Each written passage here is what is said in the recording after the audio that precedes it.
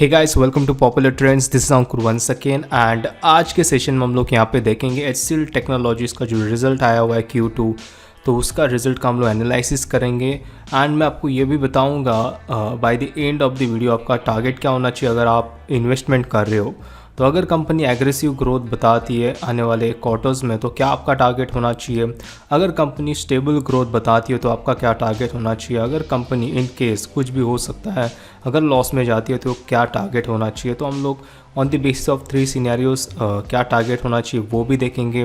और एक चीज़ मैं आपको बताऊंगा टेक्निकली क्या लेवल्स इंपॉर्टेंट है। अगर आप शॉर्ट टर्म ट्रेडर हो तो आपको पता होना चाहिए क्या लेवल्स इंपॉर्टेंट है टेक्निकली चार्ट पे, वो भी मैं बताऊंगा। तो ओवरऑल अगर आप एचसीएल टेक्नोलॉजीज़ के में इन्वेस्टमेंट करना चाहते हो या फिर आप इन्वेस्टर हो पहले से आपके पास स्टॉक है तो ये वीडियो आपके लिए है। तो आइए हम लोग स्टार्ट कर देते हैं। सबसे पहले हम लोग यहाँ पे रेवेन्यू के बारे में देख लेते हैं। देखिए, कंपनी ने इस क्वार्टर में काफ़ी अच्छा रेवेन्यू जनरेट किया हुआ है, अराउंड 18,594 करोड़ का रेवेन्यू जनरेट किया हुआ है। तो मैं बोल सकता हूँ कंपनी काफ़ी अच्छा आउट परफॉर्म कर रही है। और देन दैट कंपनी ने जो डायरेक्ट कॉस्ट है वो काफ़ी अच्छे से मेंटेन किया हुआ है और कट आउट किया हुआ है। अगर हम लोग Y2Y मतलब 2019 का जो क्वार्टर था सितंबर का, वो अगर हम लोग देखेंगे तो वहाँ पे 11,061 करोड़ का डायरेक्ट कॉस्ट था, वो अभी यहाँ पे 10,929 करोड़ का डायरेक्ट कॉस्ट है। तो मैं बोल सकता हूँ कंपनी ज़्यादा से ज़्यादा ध्यान रेवेन्यू ज़्यादा जनरेट करने पे ध्यान दे रही है और डायरेक्ट कॉस्ट को कम करने पे ध्यान दे रही है। देखिए, डायरेक्ट कॉस्ट का मीनिंग होता है जो एक्सपेंसेस डायरेक्ट एक्सपेंसेस होते हैं, तो वो चीज़ हम लोग यहाँ पे मेंशन करते हैं। उसके बाद ग्रॉस प्रॉफिट, देखिए जब रेवेन्यू ज़्यादा होता है और डायरेक्ट कॉस्ट कम होता है तो हमें ग्रॉस प्रॉफिट में ज़्यादा इंक्रीज़ देखने मिलता है, उसकी वजह से ग्रॉस प्रॉफिट मार्जिन भी इंक्रीज़ होता है। तो ये भी चीज़ हमें इस कंपनी में देखने मिला है, उसके बारे में भी मैं बताऊंगा। तो मेन कोर बिजनेस से कंपनी कितना पैसा कमा रही है, अराउंड 7,665 करोड़ का क्रॉस प्रॉफिट इस कंपनी ने किया हुआ है। और एबिटा का भी अगर हम लोग नंबर्स देखेंगे तो काफ़ी अच्छा, अराउंड 4,951 करोड़ का एबिटा इस कंपनी ने जनरेट किया हुआ है।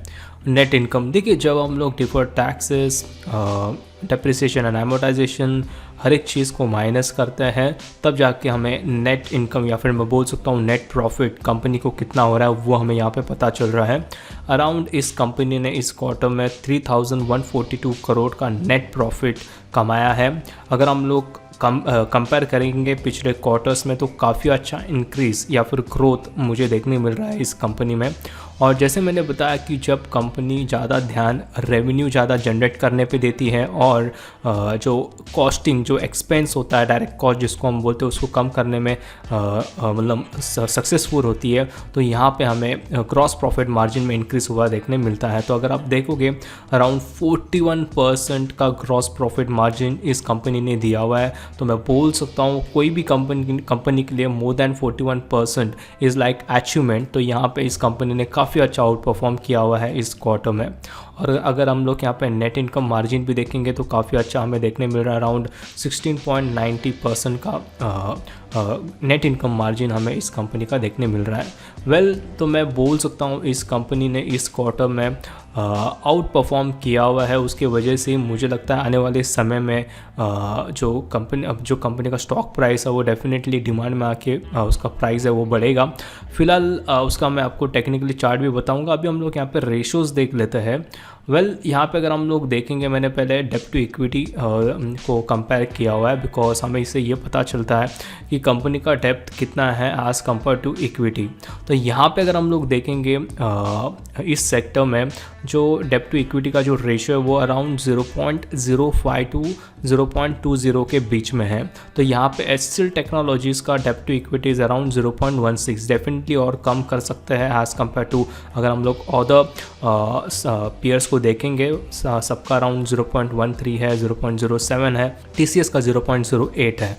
तो डेफिनेटली कंपनी और ज़्यादा काम कर सकती है, जो डेप्ट है उसको कम कर सकती है, लेकिन यहाँ पे वो नंबर्स ज़्यादा कंसर्निंग नहीं है, कोई ऐसा नंबर्स नेगेटिव दिख रहा नहीं है। Then we have interest coverage ratio, देखिए हमें इससे ये पता चलता है कि कंपनी किस एफिशिएंट वे में अपने जो डेप्थ या फिर जो भी लोन है उसका इंटरेस्ट क्या पे कर पा रही है, और ये नंबर काफ़ी ज़्यादा इंपॉर्टेंट होता है। अगर कंपनी लॉस में है और वो अपना इंटरेस्ट कम पे नहीं कर पा रही है तो डेफिनेटली इन्वेस्टर्स के लिए वो नेगेटिव साइन होता है। तो यहाँ पे अगर हम लोग देखेंगे TCS इन्फोसिस का अराउंड 132 और इन्फोसिस का 54 है जो काफ़ी अच्छा है। एंड उसके बाद हम लोग सबसे अच्छा इंटरेस्ट कवरेज रेशो इस पीएस में देखेंगे तो HCL का अराउंड 33, तो काफ़ी अच्छी बात है। Then we have P. देखिए पी हमें ये बताता है कि कंपनी कितनी डिमांड में है इन्वेस्टर्स के बीच में। तो यहाँ पे अगर हम लोग देखेंगे TCS का पी 32.5 है और L&T का 36.4 है जो अबाउट 30 है, और इंडस्ट्री पी यहाँ पे अगर हम लोग देखेंगे 25.9 है।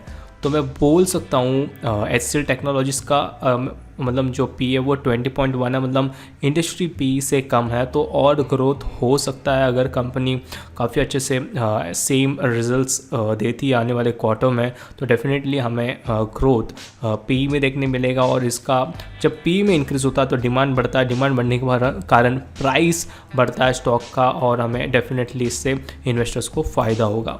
Then we have PEG ratio. देखिए पेग रेशो हमेशा पी और आने वाले समय में क्या ग्रोथ होगा उसको कंसिडर करता है, और हमेशा देखिए जब नंबर कम होता है तो ज़्यादा प्रेफर किया जाता है उस स्टॉक को। तो यहाँ पे अगर हम लोग देखेंगे HCL टेक्नोलॉजी का जो नंबर है वो 1.7 है, मतलब पेग रेशो 1.7 है।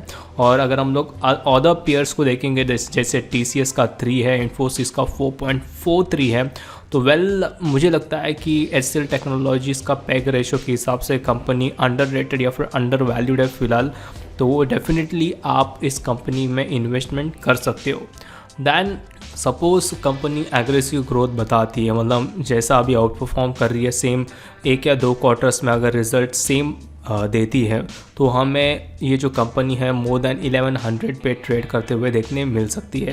Then we have stable growth. Suppose company stable growth मतलब प्रॉफिट में तो आती है लेकिन आउट परफॉर्म नहीं करती है, प्रॉफिट में है, तो हमें ये जो स्टॉक है 900 मतलब 880 और 1000 के बीच में ये स्टॉक है हमें देखने मिल सकता है। दैन सपोज़ कुछ भी हो सकता है लेकिन ऐसा होना तो नहीं चाहिए, लेकिन अगर कंपनी लॉस में चली जाती है तो यहाँ पे हमें जो स्टॉक है वो 600 के आसपास ट्रेड करते हुए देखने मिल सकता है। यहाँ पे मैं आपको टेक्निकली बता दूँ जो लेवल्स इंपॉर्टेंट हैं अगर आप शॉर्ट टर्म ट्रेडर हो या फिर आपको पता नहीं है कि इसमें कौन से इंपॉर्टेंट लेवल्स है। पहले मैं बता दूँ, देखिए कंपनी ने काफ़ी अच्छा रन अप्रैल से दिया हुआ है। अराउंड अप्रैल पे ये 400 और 450 के बीच में ट्रेड कर रहा था, उसके बाद स्टॉक डबल हो चुका है, अराउंड 900 का हाई पिछले वीक में ही इसने मारा हुआ है, और वहाँ से मैं बोलूँ पिछले 3 सेशन में एक नेगेटिव मोमेंटम चला हुआ है। हालांकि इस कंपनी ने काफ़ी अच्छा रिजल्ट दिया हुआ है तो भी यहाँ पे सेलिंग प्रेशर आया, बिकॉज देखिए मार्केट पहले ही काफ़ी अच्छा ऊपर गया हुआ था। मुझे लगता है कि जब भी इस कंपनी में फॉल आता है, करेक्शन होता है, तो आप डेफिनेटली एज ए इन्वेस्टर एक अपॉर्चुनिटी रहेगा कि आप इस कंपनी में इन्वेस्टमेंट कर सकते हो। इंपॉर्टेंट लेवल नीचे की तरफ फिलहाल अभी इमीडिएट सपोर्ट हमें देखने मिल रहा है वो है 800 का, आप देख सकते हो। उसके बाद अगर 800 का लेवल भी नहीं संभलता है तो 730 740 के आसपास एक लेवल है, उसको वो मेंटेन करना चाहिए। और एक चीज़ अगर हम लोग देखेंगे, मार्केट जो है 200 और 50 MA के ऊपर ही ट्रेड कर रहा है।